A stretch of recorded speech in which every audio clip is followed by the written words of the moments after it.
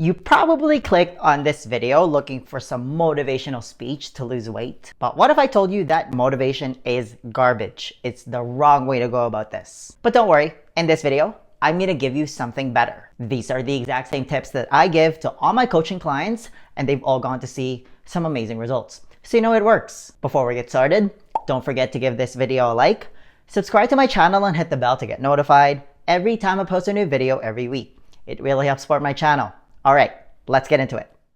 A lot of people are sold on this idea that in order to find success with their weight loss goals, that they need to be consistently on this highly motivated state. Unfortunately, that approach is usually what leads people into this roller coaster ride of dieting and frustration. The biggest problem with motivation is that we only have a finite amount of it. Eventually, it runs out. It's a state of mind. And like any state of mind, it's not permanent. It's fleeting. There are times when we're motivated, which is awesome. Like I've never had to convince a new coaching client to eat right or exercise when they're motivated. That's honestly the easiest part of this. We've all been in that motivated state where everything just comes easy and we want to do everything. We feel like we're on top of the world. It's all puppies and rainbows. It's when we're not motivated where it becomes a problem. To me, that's where the real journey starts, when you're not motivated. You can usually quickly separate the men from the boys when that happens. Like if you look at the average person's fitness and weight loss journey, it's a roller coaster ride. It's like this. It's up and down, up and down. People oftentimes cycle between being extremely unhappy with their body and then using that as motivation to work out. And then just after a week, when they don't see results right away, they get frustrated. They then see some woke Instagram influencer proclaiming that there's health at every size. So they buy that hype because it's a lot easier than putting in the work. So they just start eating whatever they want and just go through that cycle over and over again, where people are always trying to chase that motivated state. Because when they're motivated,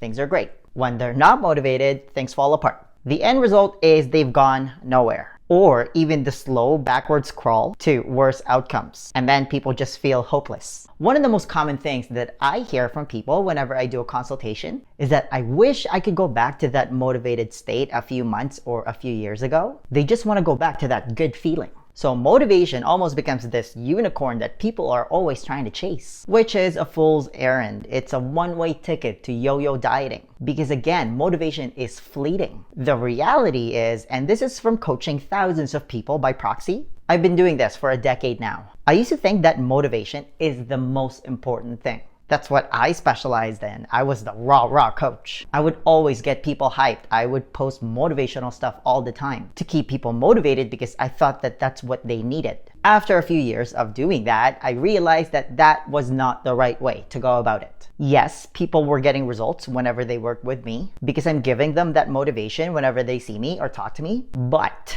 are people staying that way forever? The answer was no. That was a tough pill for me to swallow. So I had to evolve and really change the way I approach things. And by the way, the most dangerous people in the fitness industry are the dinosaur coaches and trainers that refuse to evolve as new data emerges. They're just stuck in their old ways. They haven't read a book since the 90s or early 2000s. But what I've learned as I got exposed more about how the brain works is that you need to stop focusing on always trying to find that motivated state of mind. Rather, learn to develop the skill of discipline.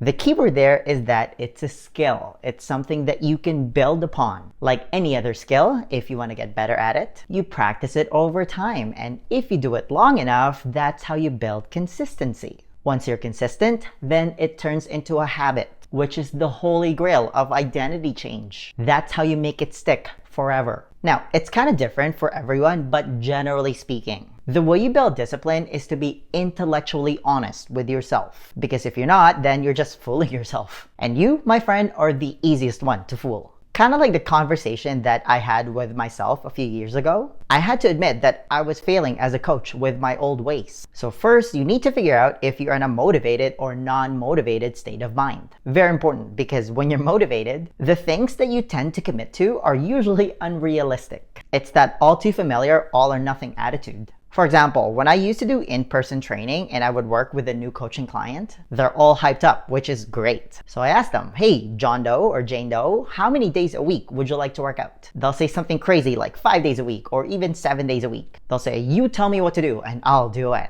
I'm like, okay, awesome. And then I ask them, what are you doing before? How many days do you work out right now? And then they'll say 0. And then I ask them, when was the last time you worked out 5 days a week? They'll say never, or they'll say back in college, 10, 15, or 20 years ago. I'm like, okay, let's pump the brakes a little bit. I then follow up with how many days a week could you commit to right now that you know you can stick to forever? Because it's all about sustainability here. That's the name of the game. That question changes the conversation completely. Usually it would look like 1 day a week, maybe twice, and that's kind of the average number for most people. The key is to start with something that you know you can realistically do forever. You need to have an honest conversation with yourself. Can you stick to whatever number of days you pick even when you're not motivated? If the answer is yes, then that's where you start. Let's say you pick Monday because it's the start of a new week. Then just do that, and here's what'll happen.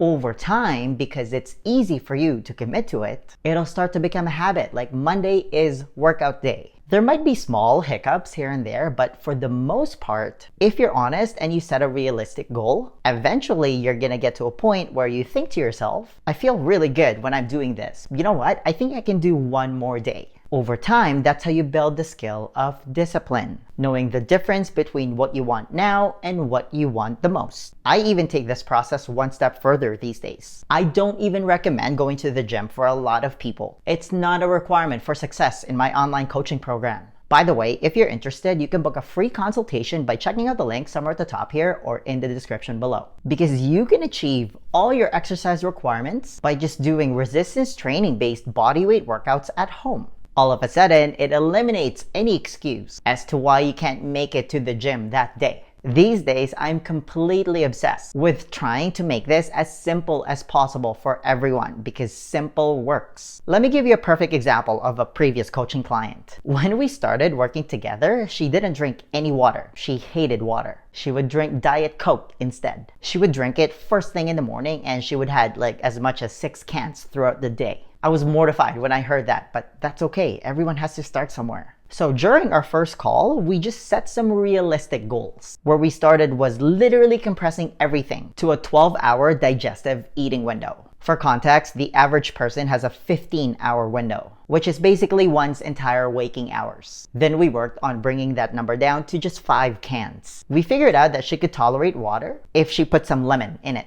So we substituted that for every can that she was taking out. Then we worked on getting it down to 4 cans. And then she would just have it with her 3 square meals, all the way down to just 1 can a day. The next thing that we added was just going for a 10-minute walk once a day. That was it. No workouts yet. Eventually, we were able to increase that walk to 3 times a day. All of a sudden, she wasn't living a sedentary lifestyle anymore. The next thing that we introduced was a micro workout. I literally just asked her to do 1 body weight squat and 1 push-up off her kitchen counter. Why? Because anybody can do 1 rep, doing a variation of those 2 movements. Eventually, we adjusted it to 1 minute of those movements. Anybody can wrap their head around 1 minute. And then we would sprinkle in these 1-minute workouts throughout the day. At the end of the day, the accumulated volume adds up to a full workout. We were stringing together a bunch of 1s instead of 0s. Do you see how much more effective and sustainable of an approach that is? Over the course of 12 weeks, she lost a lot of weight. She lost inches off her body, and up until today, she's still consistent. But it would have never worked if I had taken her from where she started, and then I asked her to go to the gym 5 days a week. Here's your meal plan, no more Diet Coke. You're just gonna do everything all at once. She would have totally failed. That's almost insulting to her current way of eating.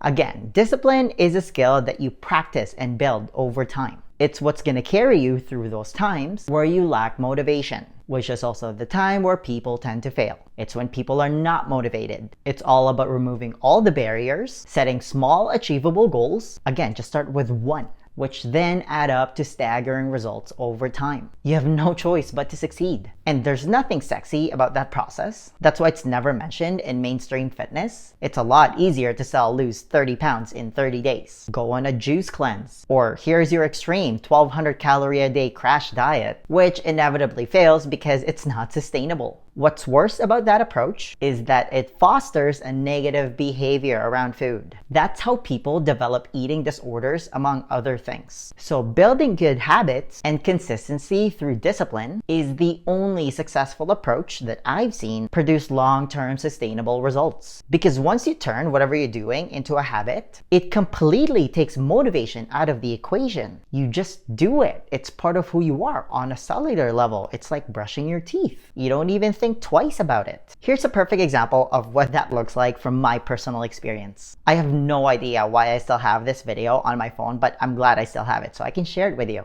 This workout video right here was taken the day after my long-term relationship ended a few years ago. A lot of people's motivation to work out would have easily gone down the drain from something like that happening, and I don't really blame them. But because I've developed the habit of working out through practicing the skill of discipline, I still showed up to the gym that day, and then I showed up the next day, and then the day after, and then the day after that. I never broke stride. In fact, it was when I was training that I mostly felt normal. It was almost therapeutic being at the gym. The gym became my happy place. It definitely improved my emotional and mental health. Physiologically speaking, exercise stimulates the release of dopamine, norepinephrine, and serotonin. Those brain chemicals play an important part in regulating your mood, possibly even healing a broken heart. This is why bad workouts are so much more valuable than good workouts. Because if you had a bad workout, that means you still showed up. You're putting up a 1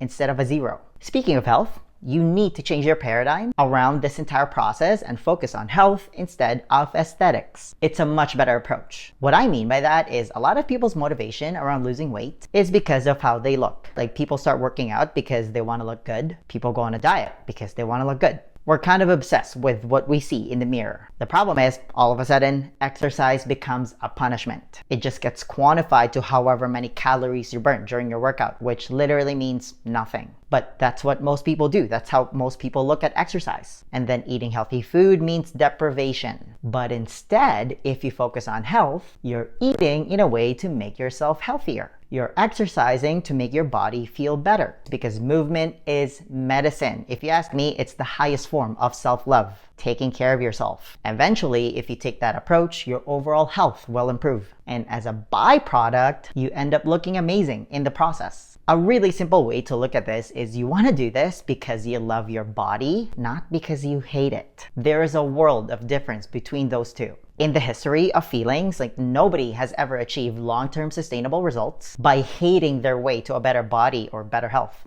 No. Just remember that you change best when you feel good, not when you feel bad. So stop focusing on goals and motivation. Instead, focus on systems and practicing the skill of discipline. The people that tend to be the most successful are the ones that can handle the boredom and stick to the process even when they're not motivated. I told you, motivation is overrated. The next question then becomes, how and what are you actually supposed to eat if you want to lose weight? Because 80% of your body composition is determined by your diet. This is also where a lot of people go wrong. Do you have a proven plan that you can follow? To help you with that, I want to give you a free copy of my Lean Body Blueprint. This is how I was finally able to get rid of all my stubborn fat without depriving myself of my favorite foods or spending countless hours doing cardio. It's a simple and proven 4-step process specifically designed for busy professionals like you, and it's also the exact same blueprint that I teach to all my coaching clients, and they've all gone to see some amazing results. If you want to be the next success story, then download your free copy of the Lean Body Blueprint right now. There's going to be a link somewhere at the top here or in the description box. Just click on it, type in your email, and I'll send it to you right away. Hey, give this video a thumbs up if you enjoyed it and share it with your friends. Please subscribe to my channel if you haven't already. I post a new video every week, and feel free to comment below if you have any questions about this video. All right, I'll see you in the next one. Virtual high five.